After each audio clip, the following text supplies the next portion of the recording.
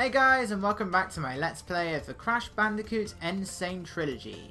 Last time we did the two Egyptian levels in the 4th tier, so we can finally have a bit of a change of scenery because we still have 3 other levels, one of which is, let's just say, my least favourite in the game, but thankfully we don't have to worry about that just yet. It's Future Frenzy.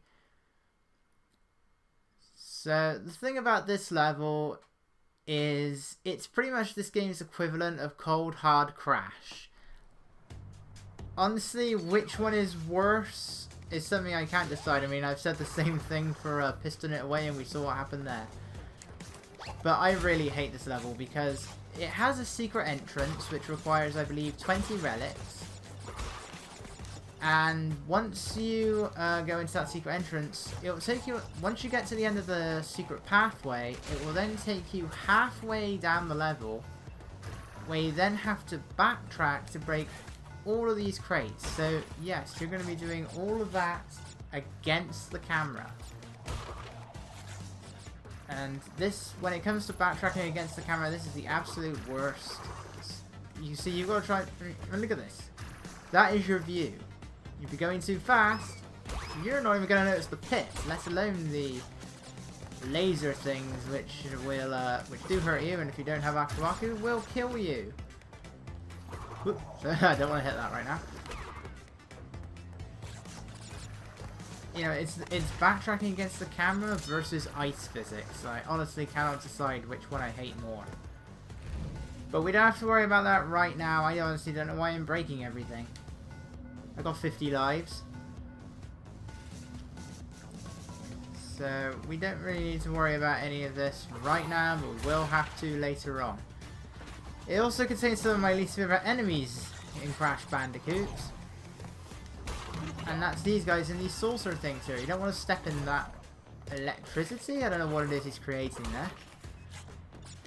And the real annoying thing is that in the PAL version, these guys create that laser thing twice as quickly as it would in the American version. Not sure about the Japanese version, but it's twice as fast as it would be in the American version. So you not only have to do all of the backtracking and everything, you gotta mind your checkpoints, and you give them virtually no time to actually get underneath those flying saucer enemies. You pretty much have to gonna jump on them. I mean, by that point, really, your best strategy would be to use the Fruit Bazooka, because you will have it unlocked by that point, so the Fruit Bazooka is really your best bet. I'm not actually sure, is it possible to get 20 relics by this point?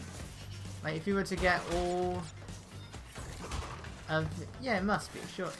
It must be, I think it is, because you can get the 15 relics in the other 3 chambers, you can get the other 4 relics in this chamber, and you get speed rays. So yeah, it is possible. It is possible that you can get the relic straight away, but not the relic. It is possible to get the to the secret entrance and do the level from there. So you don't have to technically do the level twice, but I haven't got any of the relics yet. You know, I just don't see the point of doing it that way, because whenever I'm going for the relics, I'm always going for all the gold relics just so I can get the final gem. So there's really no point in doing the time trials twice. And in the original, at least, it is possible to get most of the gold relics without the speed shoes, but it was much harder. So really, you're better off just waiting to get the speed shoes, and then you're mostly guaranteed to get the gold relic on your first try. I mean, it's not so much for the more gimmicky levels like the motorbike or the jet ski or something. But for the rest of the levels, it becomes pretty easy. Now the platinum relics are a different story. You know, I'm a klepto. I just have to break absolutely everything, even though I know that I'm not going to be breaking anywhere near everything. But the Wumpa Fruit, that's perfectly fine to miss. That does only that thing does cause you to spin, but it only causes you to spin for so long. It's not like the Death Tornado, it doesn't last that long. You see, 97 out of 133, there are a lot of boxes in this level. So we'll be back, Future Frenzy. Unfortunately. I mean, there are 2 future levels in the game, and both of them, when you're going for the box gem, can be among the longest. The difference being is that the second one, Gone Tomorrow, doesn't have you backtracking. Not necessarily backtracking. I think there's a little moment where you have to go against the camera, but it's pretty short. But the rest of it, you gotta grab the green gem. When you get to the green gem platform near the end of the level, it will then take you back to just before the beginning of the level, but you won't need to backtrack for much. And it really makes me wonder, why can't Future Frenzy do that? Why can't Dynamite do that? Why are they gonna make everything harder for you?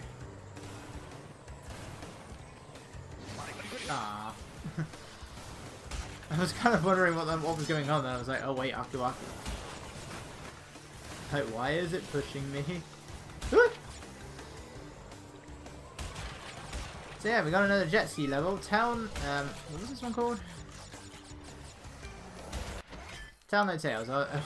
It was Tell No Tales. What was the first one called? I'd forgotten what the first one was called now. But yeah. We got Pirates of the Caribbean, Dead Men Tell No Tales, which is a title that is really long. Which is why I greatly prefer the European title of Salazar's Revenge.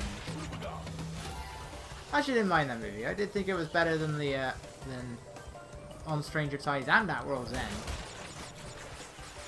So it's the most middling of the pirate films to me.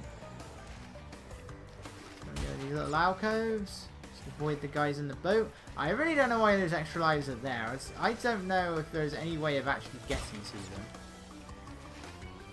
I certainly don't know any way of getting to them. Should probably move out of the way though before the next guy comes around.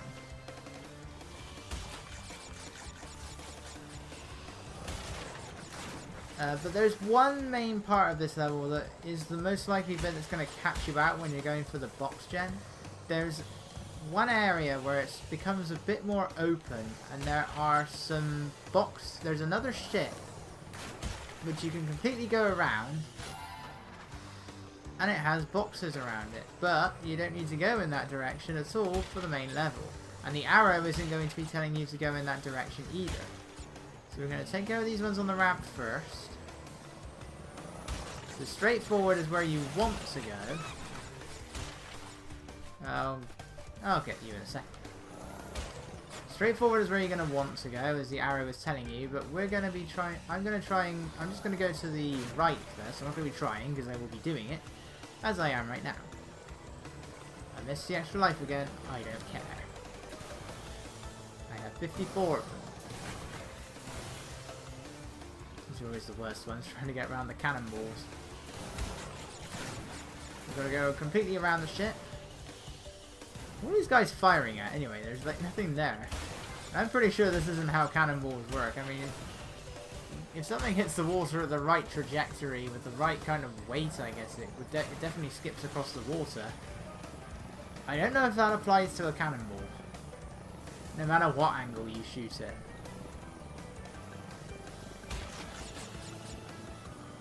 So how are these things skimming across the water? Oh, I want to move away. That thing is gonna shoot me. Oh, well again, there goes Aku Aku. Have I been invincible at all throughout Crash 3 so far? I mean, there's a bit in the last level where you have to be invincible, but it gives you 3 Aku Akus as a result of that. So that part I'll be invincible by default. But other than that, I don't think I've had it once yet.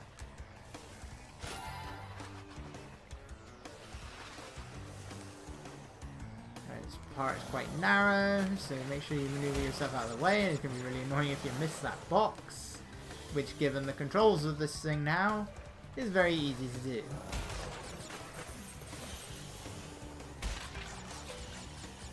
Again, these fuses never They never burn out. The spark is always at the top of the fuse, and the fuse never shrinks. I'm going to go around this ramp. Because salt that extra life, I want the gem. And I don't want to miss it and go into the portal.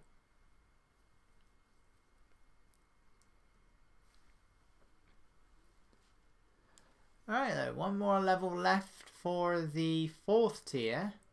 So nice not having to worry about Egyptian levels right now. And we still have one more. But we've completely done with the other 3 Egyptian levels. I don't think we need to return to them at all. We just have the one. Coco, I don't know where you're going because it is now time for your plane level, Bye Bye Blimps. Now bizarrely, for this level you have to be Coco. In the original Crash 3, Bye Bye Blimps was a Coco stage. And the other one, which I don't remember the name of, was a Crash stage. In the n.sane Trilogy, however, it's a bit different. In the n.sane Trilogy, you still have to do Bye Bye Blimps as Coco, but the other level you can do is either Crash or Coco, which makes me wonder why you still have to do this one as just Coco. Why can't you switch characters in the second one as well?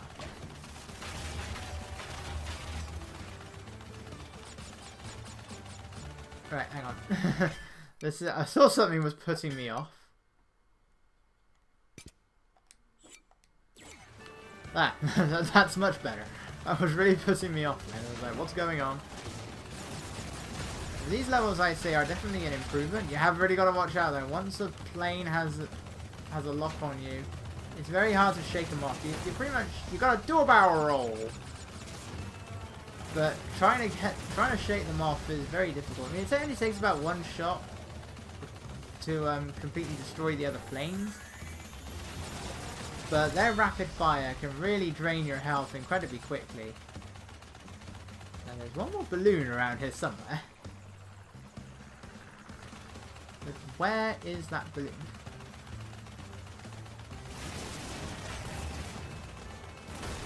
And I don't know why I don't think I need to explain that this gimmick also reappears in Wrath of Cortex.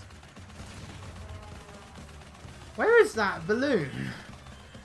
There's one more balloon around here somewhere. Is it around the blimp? See, I don't want to fire just in case I accidentally shoot the blimp down. No, I don't want to fire and shoot the blimp down. There it is. What's a health balloon? I don't know what happens if you end up destroying the blimp before the crate actually lands. So, would you still get the gem just a little bit afterwards, or would the scripted events stop that from happening? Oh my god, he time traveled as well! He's coming after us! Shoot him down! Shoot him down! You have permission! It's coming right for us! Destroy that plane! Actually, where did we get that plane? We clearly just went into the portal, so where did the plane go? Yeah. Those guys can shoot down your plane a lot faster in the original. I found these levels quite unforgiving, really, in terms of difficulty. You could lose a good 3/4 of your health from one plane. That's if you barrel rolled out of the way. Right, Coco, I don't know where you keep going.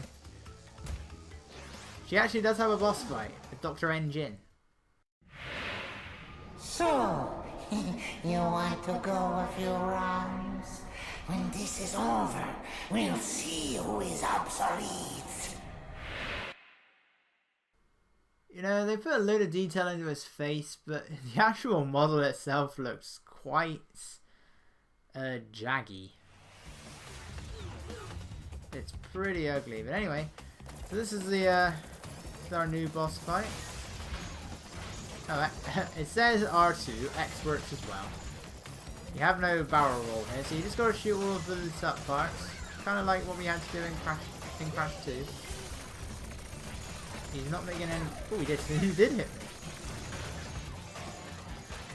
Maneuvering the thing isn't It controls a bit loosely, I will admit.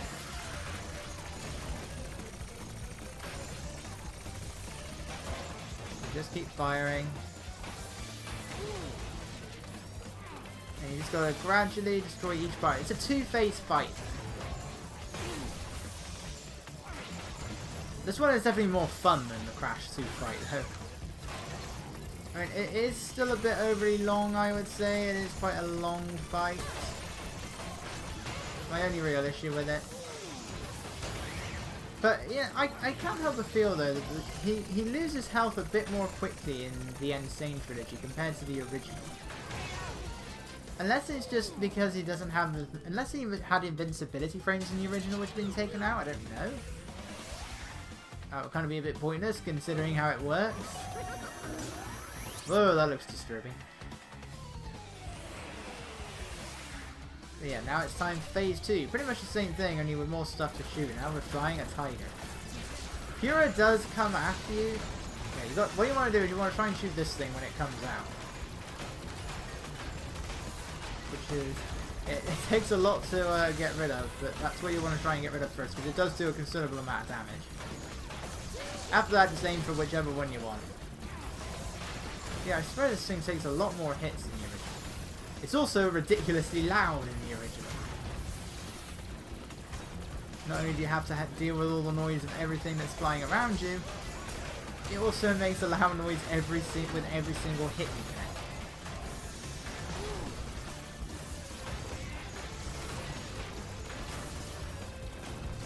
Fire! Yeah, it is annoying that they keep opening and closing. You see, this would be taking a lot longer if we were playing the original. By the way, speaking of fire, Spyro Reignited Trilogy announced for PS4 and Xbox One, no Switch, which I find very confusing, but it apparently did appear on the Nintendo website very briefly, and I don't believe that, but at the same time, why would you hide that? Why would you not announce it for the Switch along with the other two consoles? I mean, if you're going to release if you're going to release this, It's funny how history repeats itself. Yet again, N.Gin has failed to defeat you. What? For this we must destroy you! Oh, my aching head. I'm not feeling myself these days. So the end is in sight. Gather another 5 crystals, and again you will have foiled my plan. Or will you?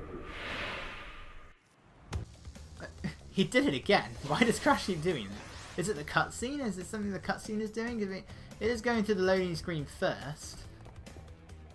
And then that's happening. But yeah, anyway. Why would you not announce the Spyro Trilogy for the Switch when it's pretty obvious it's going to be released on it? This got released on the Switch, but it's getting released on the Switch. So why would you not do it for Spyro? I've never actually played a Spyro game. I have the original trilogy. I did purchase them on the PlayStation Network on my PS3 at the time of this recording a few months ago. But I haven't played a single one of them yet. I got a lot of trilogies to get through. I even more recently got Jack and Daxter. I don't think I've even touched the PS3 since then. Anyway, I got a South Park game to finish first off and foremost, but we also have this to finish off.